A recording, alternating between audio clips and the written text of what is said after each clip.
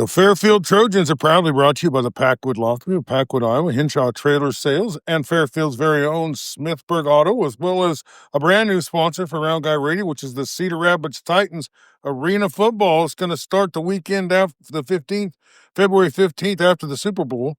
We'll have, and all our home games will be here on Round Guy Radio. We got Coach Perkins with us. Welcome to the program, Coach. Outstanding. You got a nice win against a highly touted and often ranked Centerville team. Yeah, you went and took on the Big Red, and you got a win. Congratulations. Tell our listeners, say who you played and what the score was. Went over to Centerville on Tuesday night after having a really pretty rough night at Burlington on Monday, which was our first game back from break.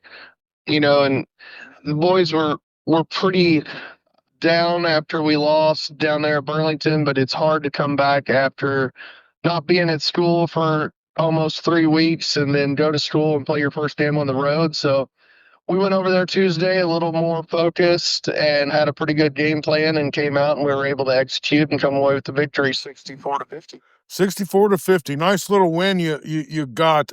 Kind of take me through the flow of that game. I heard what it really was you had a big second quarter, and that was pretty much the story of the game.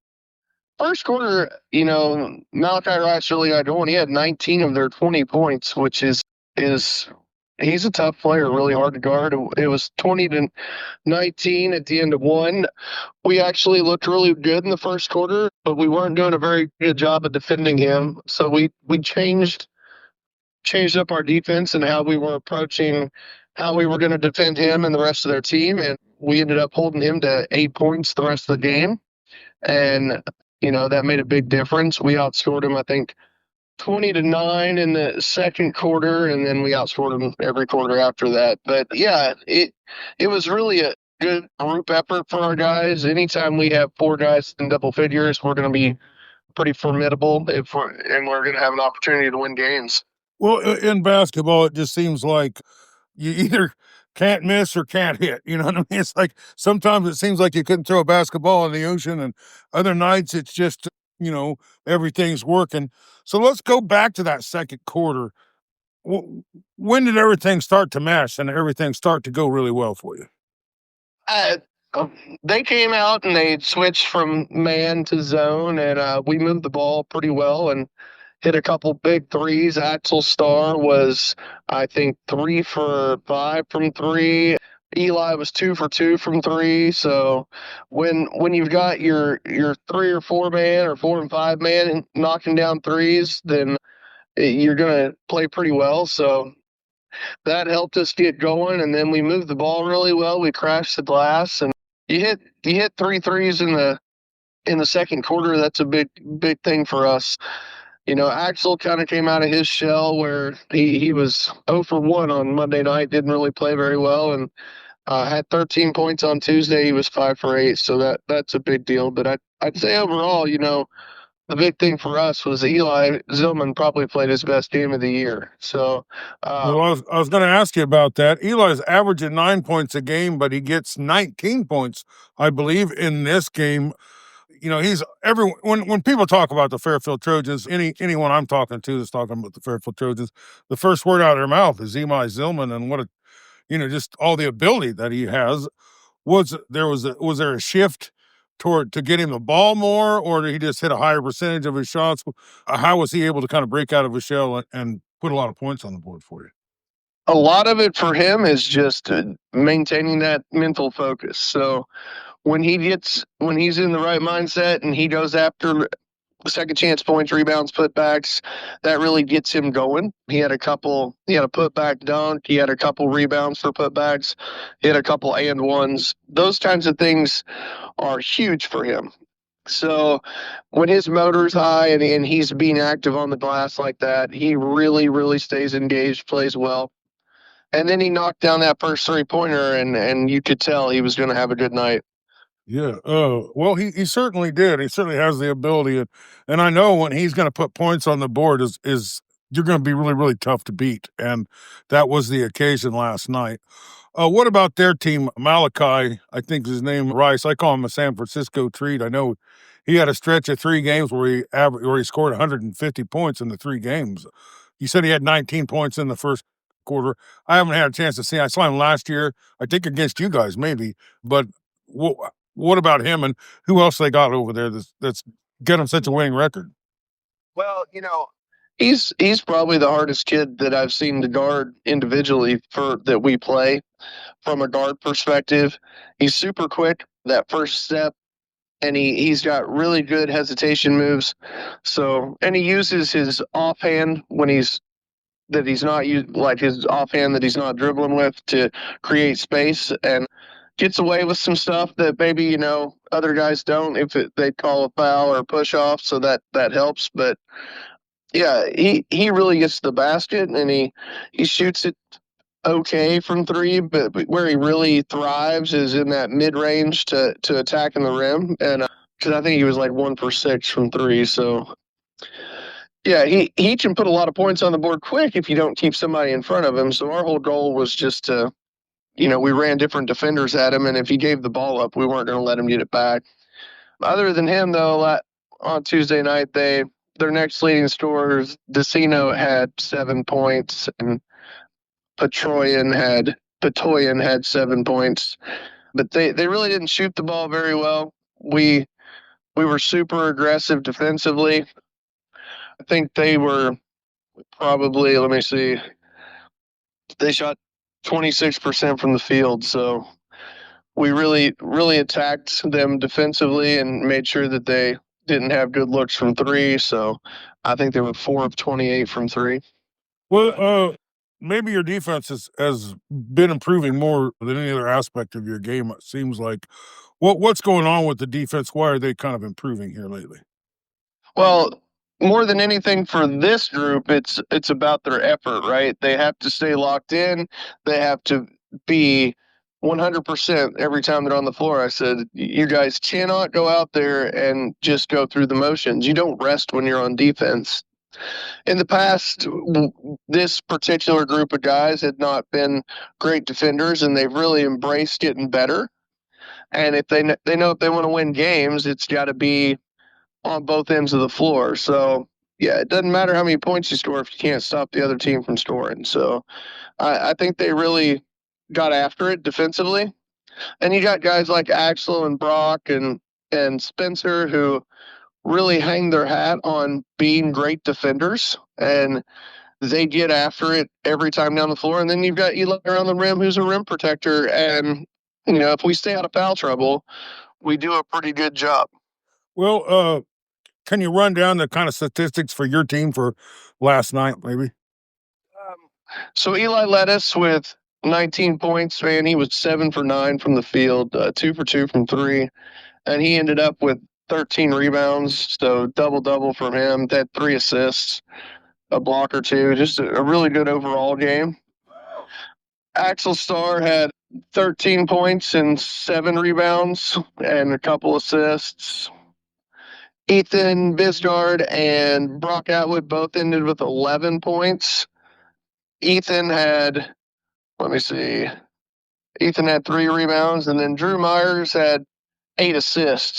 So, I mean, at the end of the day, everybody was playing really well, moving the basketball. Guys were getting everybody involved. And for us, when you have a group of guys that share the basketball, because we don't have any one overwhelmingly dominant size guy that can just take over in the middle of the floor, we got to have everybody involved. So it was a good night for us. Yeah, it was a good night, and you've been scuffling, and you've been fighting, and you've been scratching and clawing, and you've just been coming up a little short. I mean, you really battled against Hillcrest, and they just hit all the free. So they're like 40 free throws in the last quarter in a row or something like that. But what does this do? What does this win do? I mean, you got to have some wins to build up the confidence. Yeah. Is it going to build up some confidence for your team and maybe build up some confidence for Eli Manning or Eli Zillman?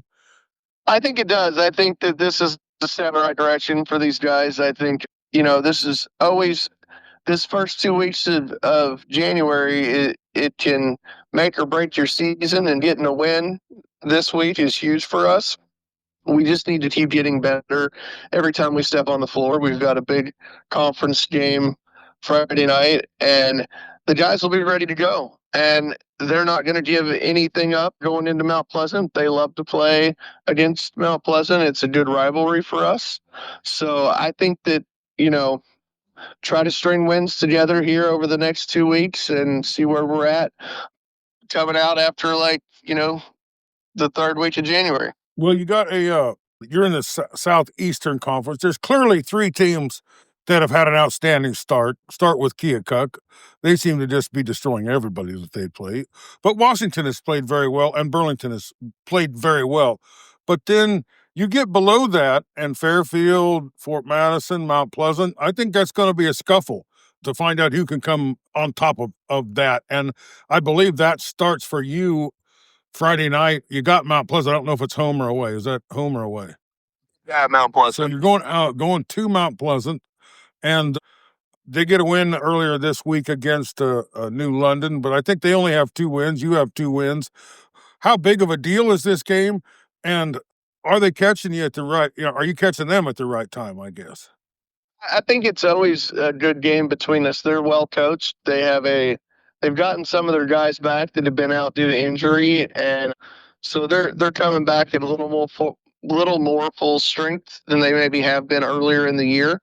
They're long, got some guys that are 6'6", 6'7", and but we're very quick. We get up and down the floor. I was looking at the comparison stats, and there's a lot of similarities there, but defensively, we get after it and have a lot of steals, and they rebound the ball better than us. But we can make up for that some, and I think there's an opportunity for us to go into to Mount Pleasant on Friday night and get a victory. And the guys have to come prepared mentally, and we'll be ready to play. So it'll be a good opportunity, and it'll be a good matchup, and it's always fun to play against Coach Rawson over there, and the guys look forward to taking it to the Panthers any chance they get. So I think it'll be a great Friday night in the SEC conference. Well, those two schools, they've only been playing against each other for 160 or 170 years in a row.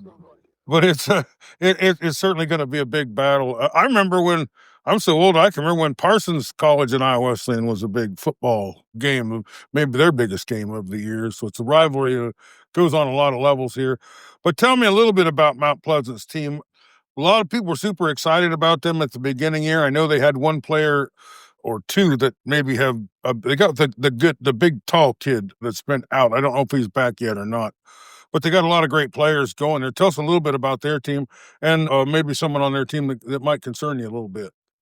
Yeah, so Noah Lang he's a senior. I think he's 6'7". He is back. He's played 2 games now. He's always been a matchup concern for us because of our height, but he's a really skilled big guy. He's had a couple injuries. I think they were ACL injuries to his knee, but he's recovered and he's back playing, and he's a good athlete. Mm-hmm. He's got a younger brother that I think is a sophomore that's really good offense or defensive lineman in football, Isaiah Lang. He's 6'6". So they're not small. And then there's call him the Big Bang Lang. Isaiah Big Bang Lang. There's a Keaton kid that's 6'6", so they bring some size at you. And then they recently got back their point guard, so that's another big gain for them. He missed some time due to a football injury too, Ryan Helling. Oh, so, yeah, he's a good one too. And then they have a guard that he's a senior, so, and the name escapes me right now, but they'll be prepared to play. I mean, they shoot it decent from outside, and they have big guys. They'll press and they'll play some zone and mix it up and play some man. But we try not to focus too much on the particulars of their individual guys, and more on our strategy of how we're going to be successful with the players we have.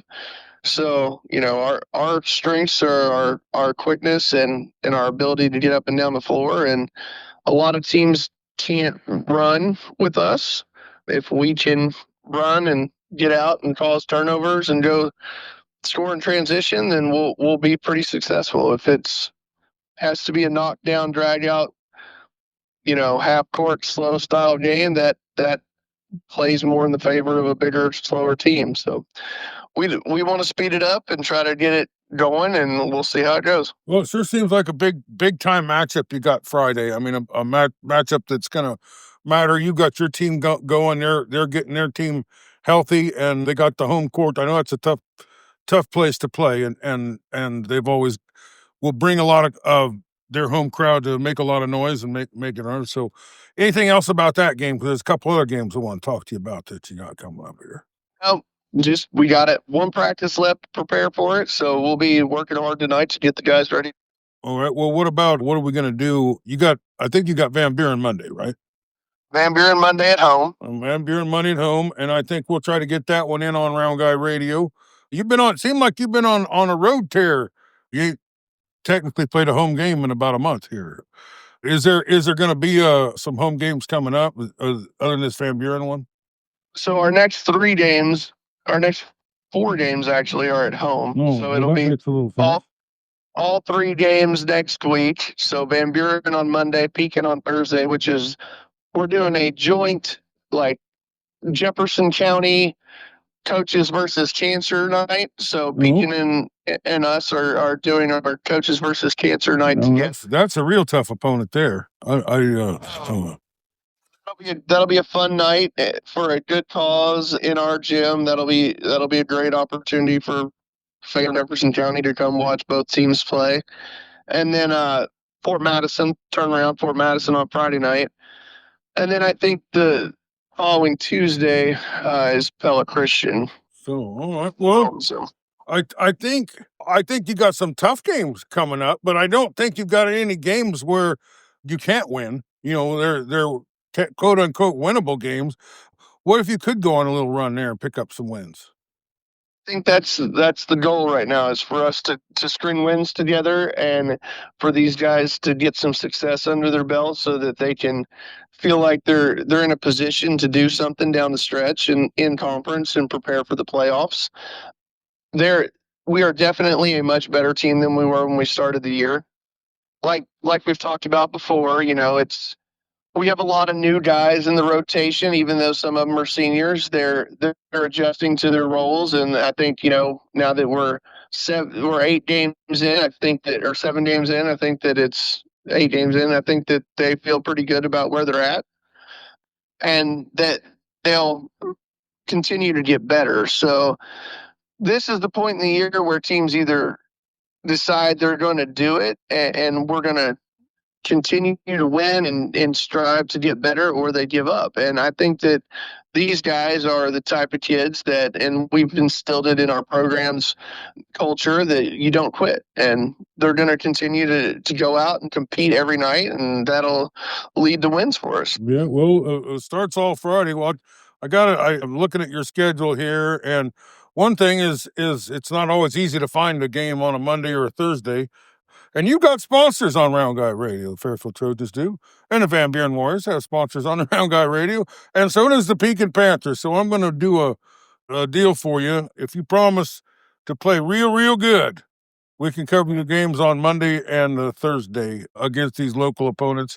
And we'll help get the word out about the cancer night. And I think we got some great opportunities to have some real local audiences enjoy some Trojans Warriors and some Trojans Panthers. It was a lot of years where the Trojans and the Pekin Panthers didn't play, and I always wondered why that was. Because they're like 6 miles apart or something like that, or maybe 12. But you guys have started this rivalry up, and you're doing it in the baseball, you're doing it in the basketball. What do you like about those Keosauqua, Fairfield, Packwood, Fairfield kind of matchups? Well, I think it's good that you play the teams that are surrounding you, because a lot of these kids compete in different things together growing up in Little League and different sports, things like that. So I think it's an opportunity to continue that kind of community-wide growth in a sport. So it's good that, like, when we play youth basketball, we have youth basketball tournaments. Van Buren always comes, Pekin always comes to our tournaments. We try to go to theirs. And I think that's a good opportunity. Ironically, we've only ever played Van Buren once, I think, on the boys' side. So this will be the second meeting since 2007 that we've had. So, but reigniting the Pekin Fairfield game has been good. Last year was the first year back for that, and I think that's something that we'd like to keep going between, us and Pekin and Van Buren, that we're able to have them on the schedule, because it's good for all three schools, because these kids, like I said, grow up competing with or against each other in baseball and different things. And then, you move over into youth basketball, and we have our youth tournaments and stuff, and they all see each other. And I think it's good to continue that rivalry in a positive and community based way. Well, we've been talking to Coach Perkins, who got a big win against the Big Red of Centerville earlier this week. He's got a big time game with Mount Pleasant coming up. But as far as this game with Pekin goes, we're gonna make it the Round Guy Radio Jefferson County Championship game. So you'll be getting an invisible award from Round Guy Radio if you can win it. But we're going to find out who the best and the brightest and the baddest is at basketball in Jefferson County next Thursday night. But congratulations on your double dip of games there next week coming up on Round Guy Radio. Thanks for being with us. Is there anything we didn't get to talk about that you want to talk about? No, I think you did a great job, man. Absolutely. Thank you for having me on, and thanks for your coverage. We appreciate everything you do. I agree. I did a pretty good job there, but not near as good as the job as you guys did going down there and taking on a really great Centerville Big Red team and getting a nice win. Congratulations on that one, and good luck in the this week coming up of games. Thank you. Have a good day, man. Appreciate you having me on.